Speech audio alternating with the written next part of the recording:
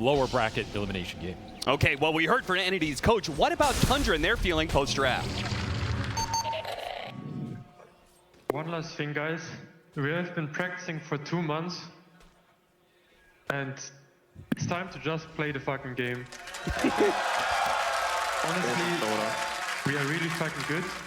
If you don't overthink things, just play the fucking game. Do whatever you feel like. Eventually kick the Naga out as well, even if you wanted to leave him in the one-on-one. And then he just overtakes your jungle, starts clearing through stacks. You didn't have any. Watson does manage to dodge the blast, but he's running into snaking. Now the rest of Entity was on their way. Can they bail out their carry here? 9 is going to try and get him with the Inkswell, and that's going to be enough damage. But at the same time, Thompson does die, and he was probably worth far more than the Naga Siren was, and they're going to clean house on this one. What a read from Entity. Gabby shows up at the right place at the right time, and that is a lot of extra XP and gold for Stormstormer, who needed it.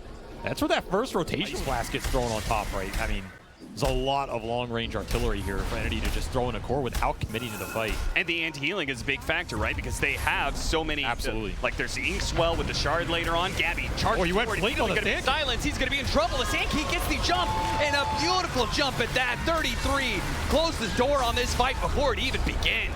Gabby and Kataomi are probably going to be run down as well. At least one. 33 with a third number there. Triple kill for him, and Gabby hidden in the trees will barely survive. 1750 gold again. That Blink just literally paid for itself. Yeah, you know, Tundra, when we talk about farming efficiency on the map, especially ancient stacking, big deal for them, we usually talk about it on their own side of the map here. Them taking away Entity's farm is just going to be so debilitating. A big pickup, though. Thompson. He'll fall trying to pick up a power rune, but 33 is going to show up and maybe get a rebuttal here. There is the Bedlam outlet. The Nether Ward is doing some serious damage. Can they finish up 33? No, they'll both die under the Sandstorm. And Fishman's going to get run down. No tower to protect you here. 9 gets a double. Tundra will go ahead and defend Thompson's honor. That move top just cost Entity so much. Stormstormer once again back into a position where he feels like he can have an impact here. Move top is still looming for Entity. They just can't open up the tier 1s right now, which you can't open up the tier 1s for a Naga lineup. There's just nowhere to go. Smoke rotation from behind, grabs the 2 supports. Picture perfect for 33 once again. We do have Watson close by, might be able to help Gabby get out. Yeah, he's going to initiation power, and he's still holding this top tower. This is the part that's causing Entity so many problems on the map. You are getting constricted quickly here as 9 running in mid. Another great Inkswell target, by the way. Maybe Watson, though, finally showing up to one of these fights.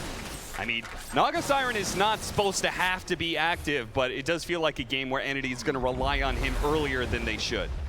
He can have good impact versus these supports, even versus, you know, the 2 beefy boys if he finds them with this Orchid second, which he's considering. I agree, like, you wouldn't want your Naga to have to be this active, but it might be a game where he has no choice. Magic burst damage, it's gonna be trouble. He's not living through this one. He didn't even have Song of Siren back up again. If they could catch 33 on its way out, unfortunately, Tornado totally blind throwing that one out did not. Dragging too many bad fights. Sure.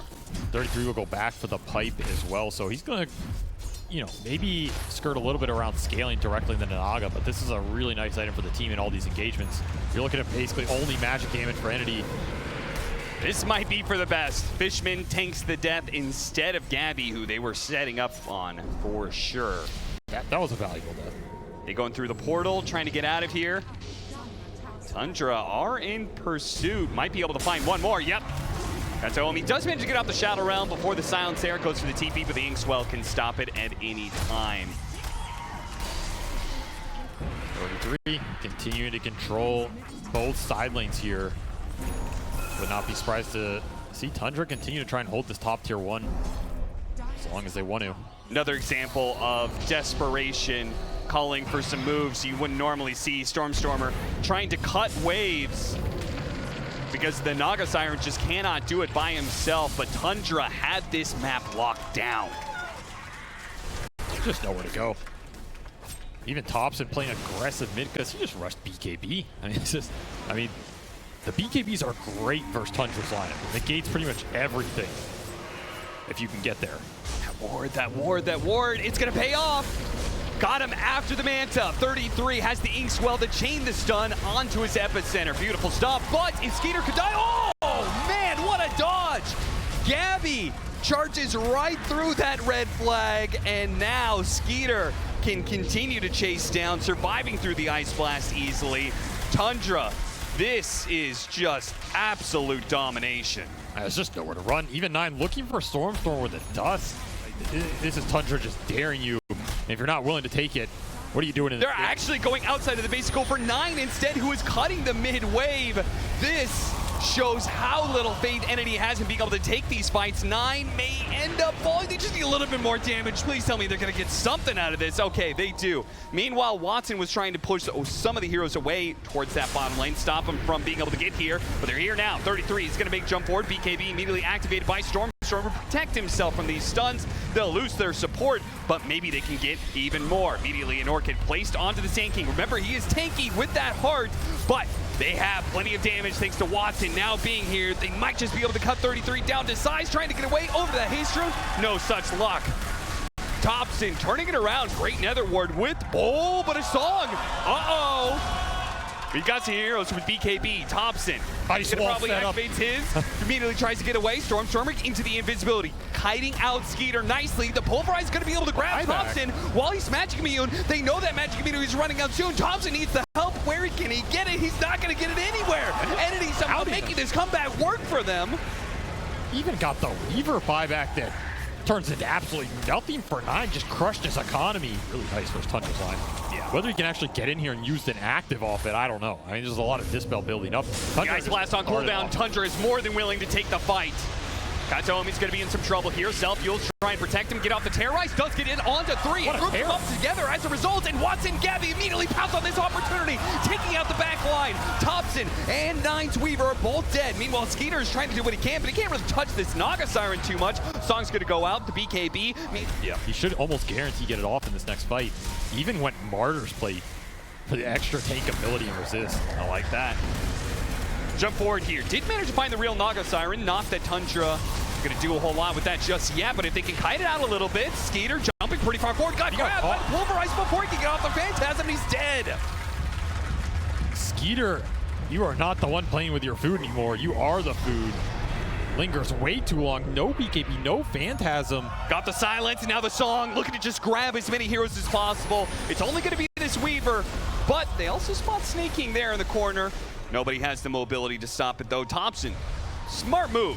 Smokes up with the ninja gear and immediately been everywhere, but he has found his footing now, and he's just in the late game. Tundra will let that momentum slip. We're going to try and claw it back with the smoke forward. A jump onto Gabby. A hard hero to bring down. They got 9. Plenty of chain stuns. Yeah, they did find 9, and Gabby gets a half health before he has to use his BKB. Now he's going to charge back in with the Yield Scepter put on Thompson. BKB, Inkswell, both trying to get him out of there. What a grab there with the Soulbind, though. Double stock going out. BKB from Stormstormer trying to get him away. While Watson protects his heroes with the Song of Siren. Activates it now to be able to stop down. Straight for this Chaos Knight. One-on-one, this carry battle, it is no match. Stormstormer, 200 HP. 33 got frozen. Could not finish this Invoker off. Even the supports are surviving through this one. Thompson in trouble with Gabby and Watson surrounding him. Finally, jump forward from 33 will help finish off the Ancient Apparition, but he's being kited around now. A stun on its way, hiding underneath this Sandstorm. Desperate, trying to keep Entity at bay, but they will come and hit hard with Gabby. Charging straight through that Sandstorm and flattening the Scorpion. That fight almost got turned off of a crazy Sandstorm in the back off 33. And now he starts healing back up. Gabby's ready to get this going already, popping that trample. Wants to be able to lay down these cores. 33 with a Sandstorm trying to protect himself. If those impales can do enough, maybe they can still turn this one. Maybe Tundra still has a chance as Gator goes back in, trying to go for the big Primal Beast, but he is tickling him. It is not real damage. Thompson is draining a lot, though. Maybe it's Thompson who can do this one, but the silences are still a problem out of the BKBs. He's doing what damage he can, but the heart is rectifying any bit of damage that is being done. Entity are healing up time after time, and the Ice Blast will put that heal out of the place. This fight has gone on so long, but no heroes of Entity are dying, and every single one of them of Tundra will fall. They just can't kill anybody. There's way too much sustain in these types of fights. Especially this Naga song. You're healing. Maybe the Primal Beast, maybe he starts doing nothing in these fights. Well, it's only just now here. All these long so light late. drains, he didn't have the X. So at least now you're getting some utility effect out of it. Yep. But you cannot rely on this. Got the side device, Bloodthorn.